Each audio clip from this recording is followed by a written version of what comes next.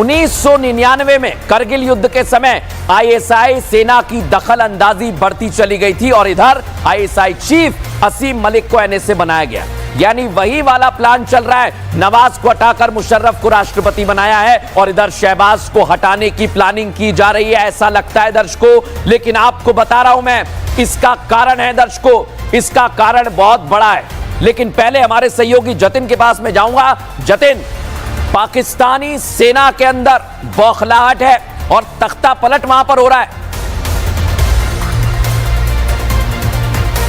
बिल्कुल देखिए, और जो तस्वीरें सामने आ रही हैं वो बेहद हैरान कर देने वाली कि आप एनएसए का चयन कर देते हैं लेकिन पीएम से कोई अप्रूवल नहीं लिया जाता। तो उसके बाद आप पाकिस्तान आर्मी की उसके अंदर जो दो गुट बट रहे हैं उसकी तस्वीरें देख लेंगे। पाकिस्तान के कई ऐसे राज्य हैं, कई ऐसे जिले हैं जहां पर पुलिस और सेना के बीच में झड़प की भी तस्वीरें आज हमने साफ तौर पर देखी। तो कहीं ना कहीं पाकिस्तान जो अपने आप को बहुत स्ट्रांग दिखाने की कोशिश कर रहा है, लेकिन अंदर क्या हो रहा है वो तस्वीरें अब निकलकर सामने आ रही हैं। दूसरी तरफ आप पीओके पे नजर डाल लीजिए, वहां पर तमाम जो सेना की चौकियां थी वहां से पाकिस्तानी झंडे हटा लिए गए। तो क्या मैसेज देने की कोशिश अंतरराष्ट्रीय स्तर पर कर रहे हैं? अगर आप अमेरिका से बातचीत की बात कर लेंगे तो उस पर भी समझ पाएंगे कि पाकिस्तान किस तरीके से मदद मांग रहा है कि किसी तरीके से युद्ध को टाला जाए, भारत और इसका कारण है, लेकिन जैसा मैंने दर्शकों आपको बताया कि इसका कारण मेरे पास है। पाकिस्तान के तनाव और तख्ता पलट का एक कारण है, वो है प्रधानमंत्री नरेंद्र मोदी, क्योंकि सेना को खुली छूट दे दी और आज इशारों इशारों में दुनिया को बता दिया है कि यही समय है, सही समय है, आतंकवादियों के खिलाफ कड़ा एक्शन लिया जा रहा है और लिया जाता रहेगा। लेकिन आज प्रधानमंत्री नरेंद्र मोदी ने कैसा संदेश दिया है दर्शकों, सबसे पहले आपको सुनवा देता हूं। प्रधानमंत्री नरेंद्र मोदी हैं बड़ी वजह दर्शकों। पाकिस्तान में जो इस समय खलबली मची हुई है उसका बड़ा कारण प्रधानमंत्री हैं। जैसे नया सूरज उगते ही आकाश को रंग देता है, वैसे ही यही समय है, सही समय है। ये create in India, create for the world का सही समय है। देख लिया दर्शकों, लेकिन पाकिस्तान में कैसी खलबली मची हुई है, गृह युद्ध जैसे हालात हो गए। बता रहा हूं आपको, में पाक सेना और पुलिस की झड़प की जानकारी है मेरे पास। पश्तून पुलिस ने सेना के जवानों पर बंदूक तान दी है। आप सोचिए, ये तस्वीर आपको दिखा रहा हूं मैं, ये देखिए फुल फ्रेम दिखाइए जरा इस तस्वीर को, कैसे वहां पर सेना और पुलिस आमने सामने आ गई है। सुनिए जरा। खराब है आपका, उधर दिमाग खराब है आपका। उधर कश्मीर पे जाओ ना, कश्मीर पे जाओ ना, कुछ भी नहीं कर सकते हो। कश्मीर पे जाओ ना, इधर क्या कर रहे हो? आपका जर्नल भी आ जाए फिर भी कुछ नहीं कर सकते हो। अगर वो डॉलर जर्नल भी आ जाए फिर भी वो कुछ नहीं करेगा। जर्नल भी हम आपकी बूट की नोक पे रखते, बकवास करते हो, बंदूक नीचे करो। यहाँ लड़की खड़ी है, ये लड़की मौत पुलिस है, याद रखो। ये लड़की आपकी बहादुरी का पता है। यहाँ पर लड़की खड़ी, लड़की नहीं खड़ी।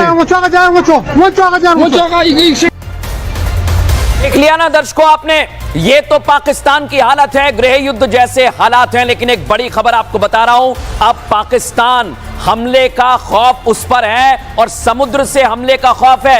इसलिए ग्वादर पोर्ट की सुरक्षा में 25 जेट उतार दिए। कराची एयरबेस पर चीन में बने 25 फाइटर जेट्स तैनात किए हैं। अमेरिका से F-16 मिला है, कॉम्बैट एयर पेट्रोलिंग में इसे लगाया गया है दर्शकों। लेकिन आप समझिए, पाकिस्तान ने स्वात एयरबेस को सक्रिय कर दिया है और मेरे सहयोगी लगातार मेरे साथ जुड़े हुए हैं। जतिन है, सुमित है, वैभव है, गुरसिमरन है। मैं वैभव आपके पास आ रहा हूं। ग्वादर पोर्ट की यह खबर हमारे पास है, कराची एयरबेस पर 25 फाइटर जेट्स लगा दिए गए। वैभव को, वैभव।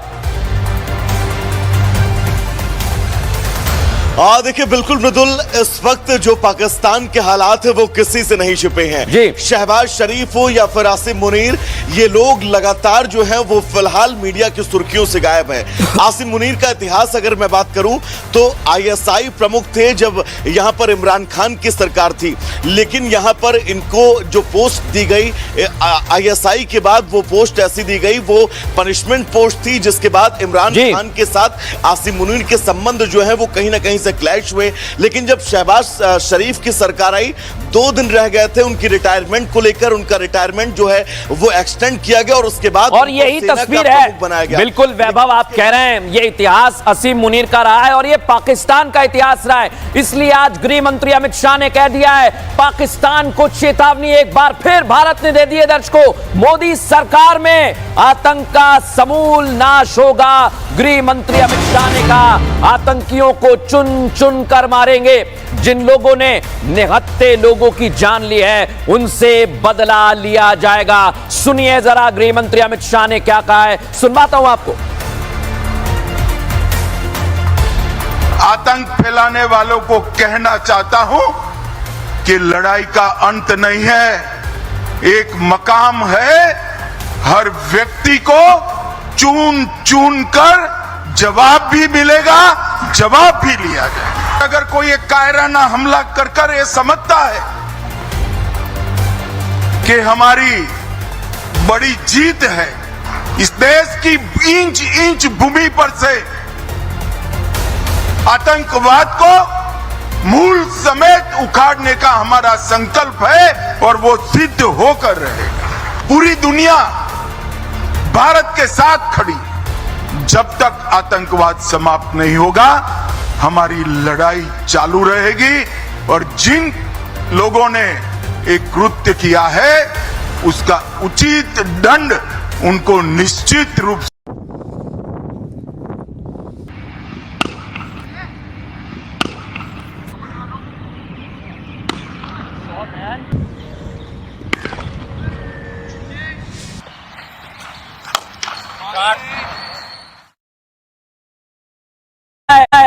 भारतीय जवान देश के असली हीरो हैं। एम्बियंस सुनाइए इसका।